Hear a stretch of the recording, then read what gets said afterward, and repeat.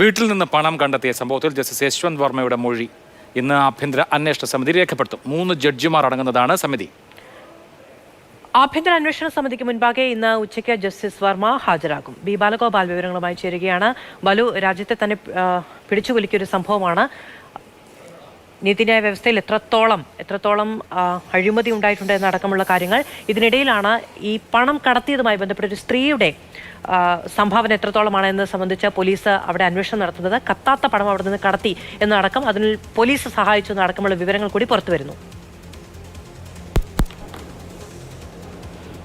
മാധു, ഈ അന്വേഷണത്തിലെ ആഭ്യന്തര അന്വേഷണ സമിതിയുടെ ഏറ്റവും നിർണായകമായ ഒരു മൊഴിയെടുപ്പ് ഇന്ന് ഡൽഹിയിൽ നടക്കാൻ വേണ്ടി പോവുകയാണ്.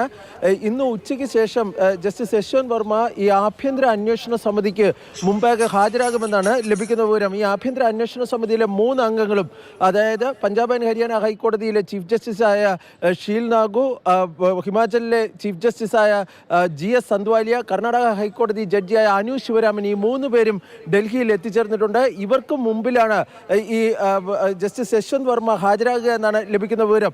ഈ മൊഴിയെടുപ്പ് എവിടെ വെച്ചായിരിക്കും എന്നതിനെ സംബന്ധിച്ച് ഒരു വ്യക്തതയില്ല. കാരണം ഈ ആഭ്യന്തര അന്വേഷണ സമിതി നേരത്തെ ഈ ജസ്റ്റിസ് യശ്വന്ത് വർമ്മയുടെ വസതി സന്ദർശിച്ചിരുന്നു. നിലവിൽ ഈ സമിതിയുടെ ഒരു ക്യാമ്പ് ഓഫീസായി പ്രവർത്തിക്കുന്നത് ഡൽഹിയിലെ ഹരിയാന ഗസ്റ്റ് ഹൗസിൽ, ചാണക്യപുരിയിലെ ഹരിയാന ഗസ്റ്റ് ഹൗസിലാണ്. അവിടെ വെച്ചാണോ അതോ സുപ്രീം കോടതിയുടെ ഗസ്റ്റ് ഹൗസിൽ വെച്ചാണോ മൊഴിയെടുപ്പ് എന്നതിനെ സംബന്ധിച്ച് ഒരു വ്യക്തത ഉണ്ടായിട്ടില്ല. ഈ മൊഴിയെടുപ്പിന്റെ സമയത്ത് ഏതെങ്കിലും അഭിഭാഷകർ ഈ യശ്വന്ത് വർമ്മയ്ക്ക് ഒപ്പം അദ്ദേഹത്തോട് അനുവദിക്കുമോ എന്ന കാര്യത്തിലും നമുക്ക് ഒരുപക്ഷെ അടുത്ത മണിക്കൂറുകളിൽ മാത്രമേ വ്യക്തത ഉണ്ടാകുകയുള്ളൂ. ഏതായാലും ഈ ആഭ്യന്തര അന്വേഷണ സമിതിയുടെ പ്രവർത്തനത്തിലെ ഏറ്റവും നിർണായകമായ ഒരു ഘട്ടത്തിലേക്ക് കടക്കുകയാണ്.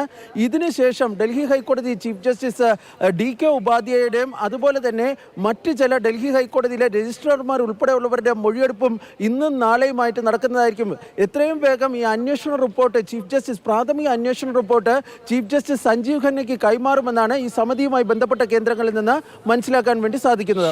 ബി ബാലഗോപാൽ വിവരങ്ങൾ നൽകിയത്.